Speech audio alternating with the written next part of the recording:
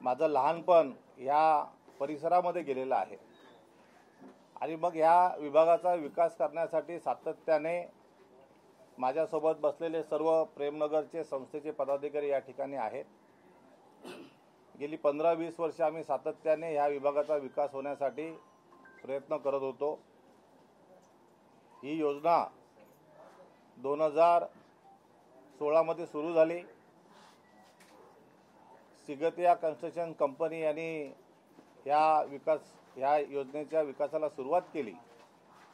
2016 ते 2019 या कालावधीमध्ये इथल्या 850 झोपडीधारकांना प्रत्येकी 2 वर्षाचं भाडं देऊन त्यांच्या सहमतीने प्रतिज्ञापत्रावरती राजीखुशी त्यांनी घर खाली केलेलं आहे। 2019 मध्ये सिगतिया कंपनीला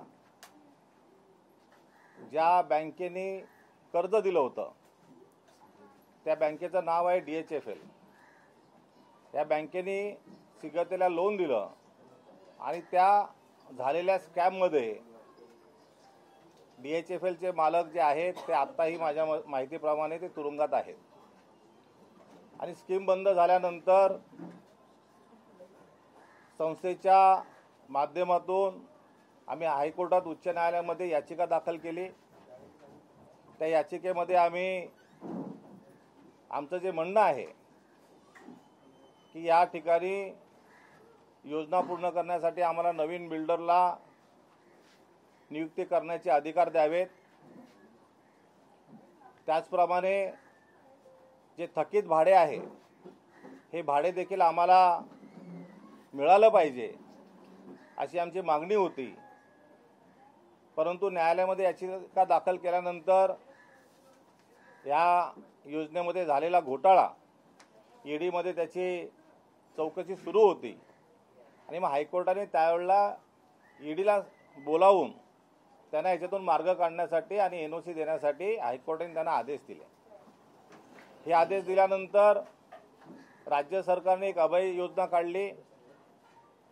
या अभय योजनेच्या अंतर्गत DHFL कंपनी ज्यांनी ऑक्शनमध्ये घेतली त्या पिरामलने या ठिकाणी पुढाकार घेऊन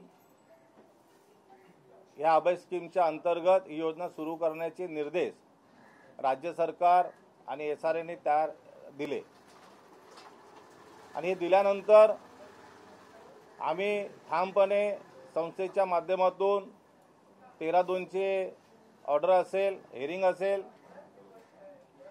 किंवा ऊर्जा मंत्रालयामध्ये झालेल्या हेरिंगमध्ये सातत्याने आम्हाला थकीत भाडं मिळालंच पाहिजे ह्याच्यासाठी आम्ही आवाज उचलला आणि त्यानुसार थकीत भाडे देण्याचे आदेश हे देखील पारित झालेले आहेत।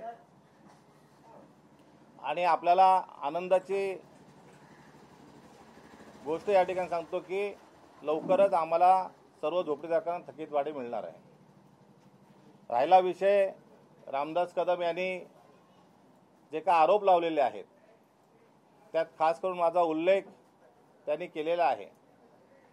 त्यांना ज्यांनी कोणी माहिती दिलेली आहे ती चुकीची माहिती दिलेली आहे, ती अर्धवट माहिती दिलेली आहे। त्याच्यामुळे रामदास कदम यांनी याचा पूर्ण अभ्यास करावा आणि अभ्यास करूनच ह्या विषयावरती आरोप लावताना विचार करून बोलावा। त्यांनी जे आरोप लावलेले आहेत त्या आरोपामध्ये काही झोपडीधारकांनी त्यांना ॲफिडेविट दिलेले आहेत असं त्यांचं म्हणणं आहे आणि त्या ॲफिडेविटमध्ये त्यांनी खास करून उल्लेख केलेला आहे की अनिल परब आणि संजय कदम यांनी शाखेमध्ये झोपडीधारकांना बोलावून 1 वर्षाचं भाडं देऊन त्यांची घरं खाली केलेली आहेत। त्याची संख्या 8000 आहे। मुळात या ठिकाणी या योजनेमध्ये 1600 घरं आहेत, 1652 घरं आहेत। मग हे 8000 कुठून आले? दुसरा विषय की ज्यांना आम्ही भाडं दिलेलं आहे 850 लोक, त्या सर्वांना 2 वर्षाचे ॲडव्हान्स चेक दिलेले आहेत। 3,75,000चा पहिला आम्ही 2 वर्षाचं भाडं दिलं, त्याच्यानंतर 4,12,000चे पुन्हा त्यांना चेक दिले. असं 1 वर्षाचं घर भाडं देऊन कोणाला खाली केलेलं नाही आहे. जर असं त्यांच्याकडे माहिती असेल तर त्यांची नावं जाहीर करावीत. ॲफिडेविट त्यांनी जे काही 17-18 जणांच्या सह्या दाखवलेल्या आहेत त्या 17-18 जणांची नावं त्यांनी जाहीर करावीत. त्यांचे संमतीपत्र आमच्याकडे आहेत, त्यांना दिलेले चेकचे आहेत त्याची झेरॉक्स कॉपी आमच्याकडे आहेत, त्यांच्या खात्यामध्ये ते वर्ग झालेले याची देखील माहिती आमच्याकडे आहे. तर त्याप्रमाणे आम्ही त्यांना उत्तर देऊ. रामदास कदम यांनी असा देखील आरोप केला की सोसायटीची निवडणूक झाली त्यावेळेस या ठिकाणी 100 सभासदांना पण बुलेट वाटप केले. मी येतो त्याच्यावरती. संस्था ही 2018मध्ये पहिली निवडणूक झाली. ह्या निवडणुकीमध्ये संपूर्ण पॅनल बहुमताने निवडून आलं. बहुमत म्हणजे काय की 19च्या 19 मेंबर हे किमान 700-800 मतं घेऊन या ठिकाणी जिंकून आलेले आहेत. जे आमच्या विरोधामध्ये पॅनल उभं होतं त्यांचं डिफॉल्ट जप्त झालेलं आहे. त्याच्यानंतर पुन्हा 2022मध्ये निवडणूक झाली, पंचवार्षिक निवडणूक झाली 22 आणि 23. यामध्ये देखील संपूर्ण पॅनल 19च्या 19 हे त्याच्यापेक्षा जास्त मतांनी 700-750 मतं घेऊन या ठिकाणी पॅनल 100% जिंकून आलेलं आहे. याचा अर्थ असा होतो की या ठिकाणी जे रहिवासी आहेत यांना आमच्यावरती संपूर्णपणे विश्वास आहे. आणि त्यांनी जो आरोप केलेला आहे की 100 बुलेट बाईक काय वाटलेले आहेत, हे 100 बुलेट कुठे वाटलेले आहेत, कोणाला वाटलेले आहेत, कधी वाटलेले आहेत त्याचे पुरावे रामदास कदम यांनीच द्यावेत. परंतु रामदास कदमने हा जो उल्लेख केला, खरोखरच भविष्यामध्ये माझ्या हातून 100 बुलेटचं वाटप व्हावं, मी माझ्या कार्यकर्त्यांना माझ्या हातून 100 बुलेट वाटावं अशी माझी देखील मनापासून आता इच्छा झालेली आहे. आणि त्यातली 1 बुलेट नक्कीच मी रामदास कदमच्या घरी त्यांना गिफ्ट म्हणून पाठवून देईन. कारण एवढा माझा महाराष्ट्रामध्ये उदो रामदास कदमने केलेला आहे, त्यांचे देखील आभार आपल्याला मानावे लागतील. दुसरा त्यांनी आरोप केलेला आहे की अनिल परब हे उद्घाटनाला उपस्थित होते. अनिल परब हे आमचे या विभागाचे विभाग प्रमुख आहेत. मी ह्या विभागामध्ये शाखा प्रमुख होतो. मी आता विधानसभेचा प्रमुख या ठिकाणी काम करत आहे. आणि अनिल परब साहेब यांचा प्रत्येक कार्यक्रमामध्ये आम्ही जिथे जिथे बोलू तिथे तिथे ते येत असतात. परंतु अनिल परब साहेब कुठच्याही भूमिपूजनाला या ठिकाणी आलेले नाही आहेत. आमची गुढीपाडव्याला सत्यनारायणची महापूजा असते, वर्षातला एक चांगला मोठा कार्यक्रम असतो आणि त्या कार्यक्रमाला संध्याकाळी 10:30 वाजता अनिल परब आलेले आहेत. भूमिपूजन रात्री 10:30 वाजता होत नाही. जर कुठे झाला असेल तर ते सांगा. उगाच काहीतरी खोटे फोटो कोणीतरी दिलेले असतील ते फोटो तुम्ही मीडियासमोर दाखवून विनाकारण कारण नसताना बदनामी करू नका. चौथा विषय त्यांचा माझ्या माहितीप्रमाणे जो होता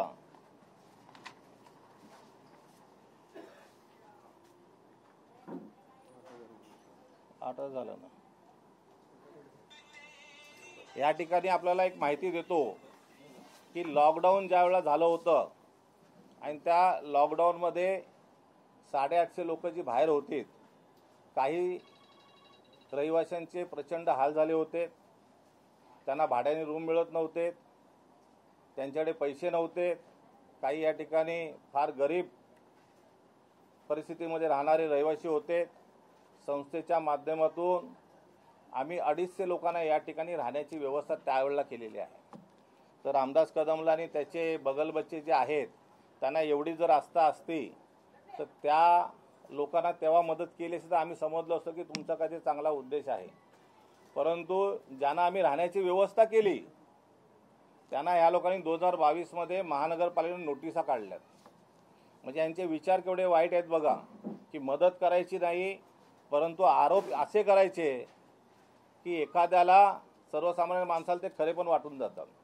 आणि म्हणून मी रामदास कदम यांना सांगेन की आपले जे बगलबच्चे आहेत आपल्याला जे माहिती देत आहेत हे माहिती देणाऱ्यांची पहिली वस्तुस्थिती समजावून घ्या की ते त्या लायकीचे आहेत का या ठिकाणी. आणि जर असते तर त्यांना 2 निवडणुकांमध्ये एवढ्या मोठ्या प्रमाणामध्ये हार पत्करावी लागली नसती.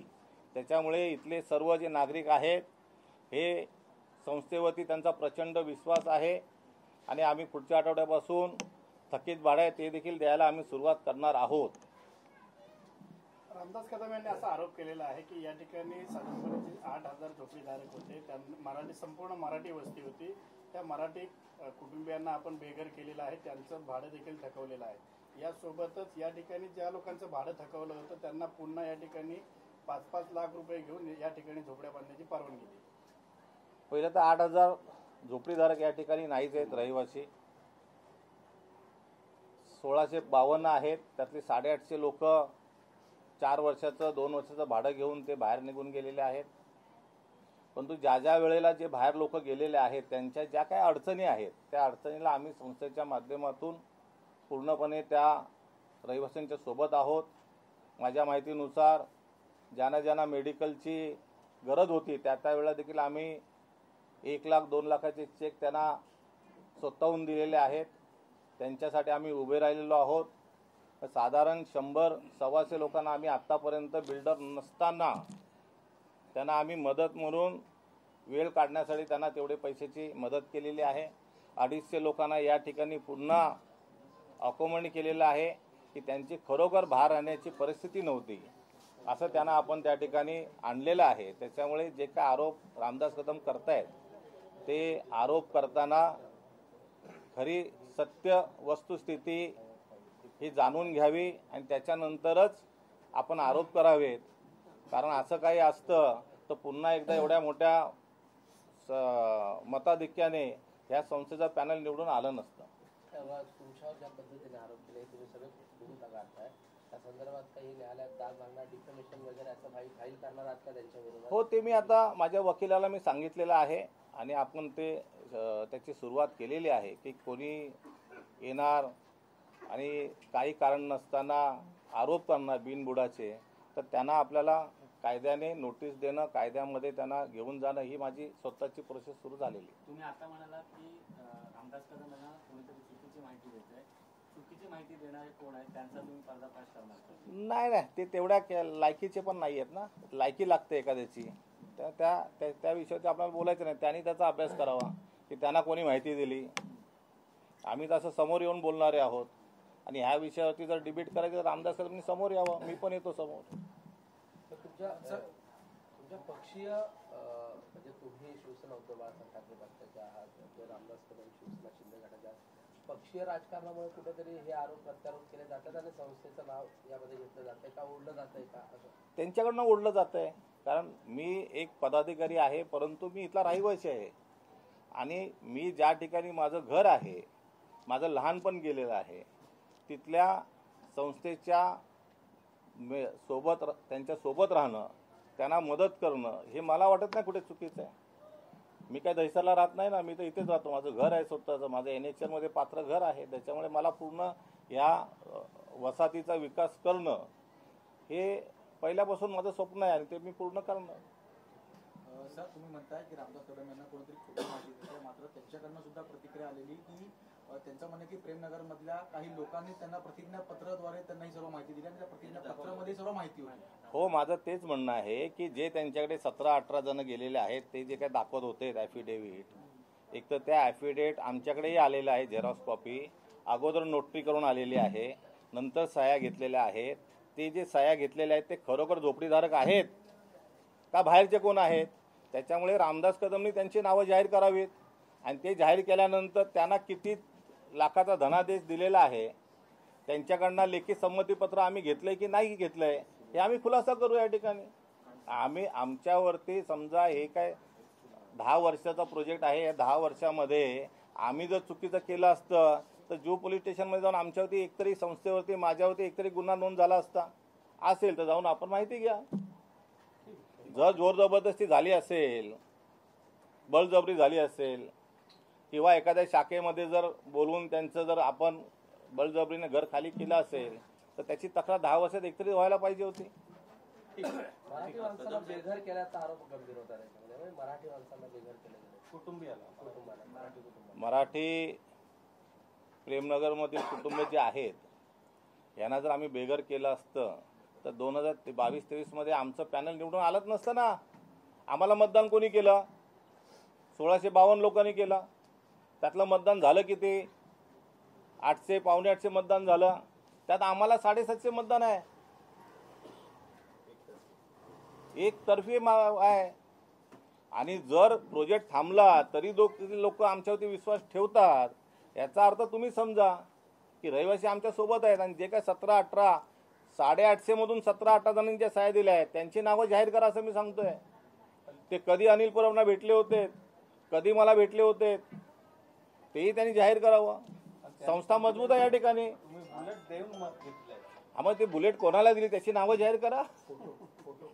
पालिका निवडणुका डोळ्यासमोर ठेवून हे राजकारण केलं जातं असं वाटतंय का? होऊ शकतं ना, होऊ शकतं. बघा आम्ही जमिनीवरचे कार्यकर्ते आहोत. आम्ही काय फार हवेमध्ये नाही आहोत. आम्ही जमीन पकडून आहोत. त्याच्यामुळे बाकीच्यांना काय धास्ती लागली असेल, निवडणुकीचे काय लागलं असेल, कोणाला काय स्वप्न पडत असतील तो त्यांचा प्रश्न आहे, आपला प्रश्न नाही आहे ना. तुम्ही असं म्हणतात की एक प्रकारे बदनामी करण्याचा सगळा प्रयत्न आहे. काही कायदेशीर नोटीस किंवा अब्रुनुकसानीचा दावा तुमच्याकडनं रामदास कदमांवरती ठोकला जाणार आहे. हो, ॲडव्होकेट सुजय नामे माझे वकील आहेत.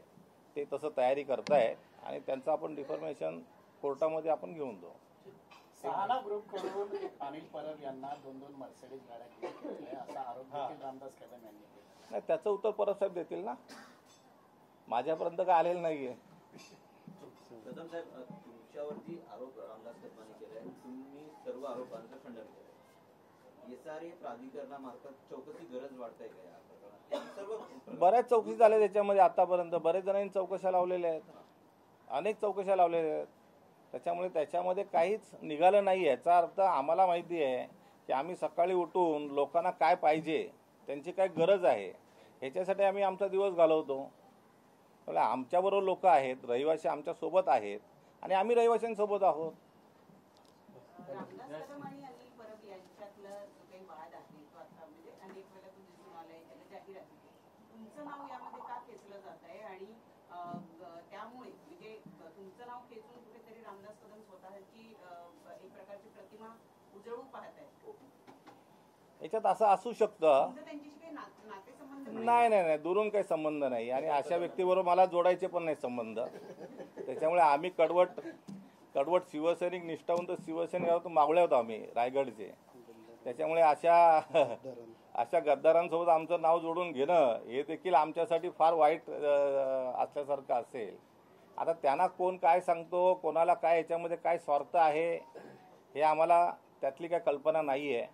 परंतु कोणीतरी त्यांच्याकडे जाऊन खोटी बातमी देऊन या ठिकाणी संजय कदमला डॅमेज करता येईल का, संस्थेला डॅमेज करता येईल का, ह्या योजनेमध्ये शिरकाव करता येईल का, असं काहीतरी त्यांचे मनाचे असू शकतात मनसुबे. त्यांचा स्वतःचा इंटरेस्ट आहे का? त्यांनी यापूर्वी कधी असं दाखवलंय का? म्हणजे ही जे SRAचा हा जो प्रकल्प आहे त्यांनी कधी इच्छा व्यक्त केली त्यांच्या कार्यकर्त्यांमार्फत किंवा काही असं? रामदास कदमला मला असं वाटतंय की त्याला ह्याच्यात काही रस नसेल, परंतु इथले जे काय त्याचे कार्यकर्ते असतील त्यांना फार प्रचंड याच्यामध्ये रस आहे आणि ते गेली 10 वर्ष त्याच्यासाठी फडफड करतायत.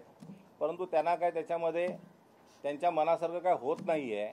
कारण आम्ही प्रत्येक रहिवाशांसोबत आहोत, आज नाही आहोत.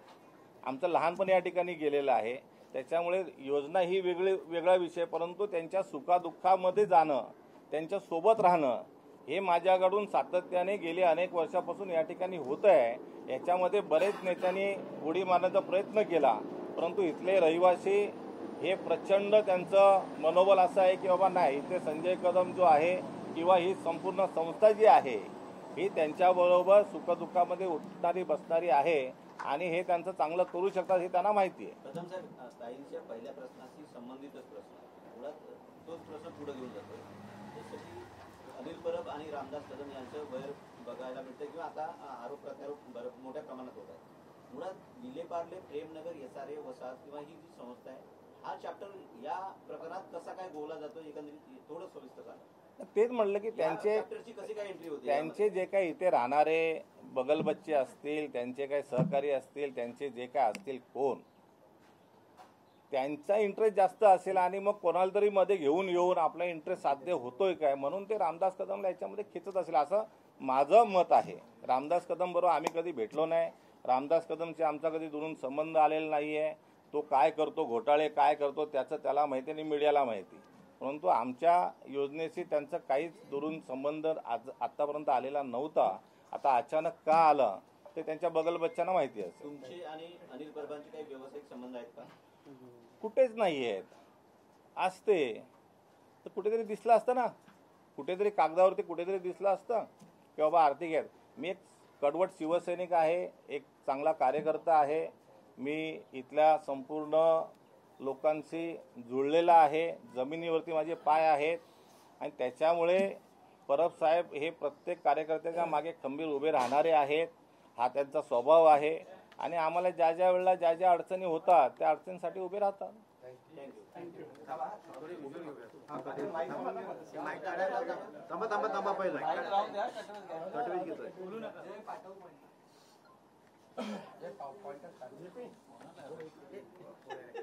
तुझं अक्षर लय भारी आहे.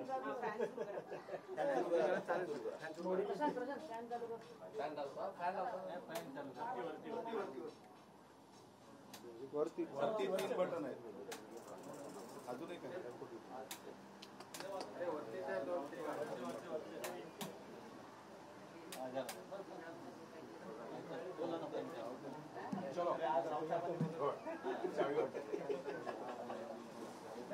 हो गया क्या? बस अरे रुको रुको रुको. नाही नाही व्हिडिओ पण आपण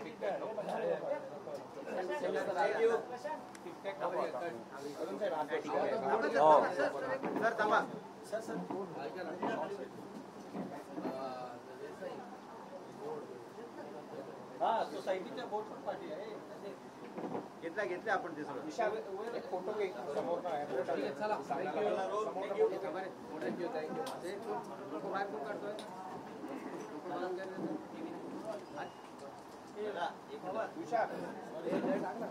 सावंत मला पाठव.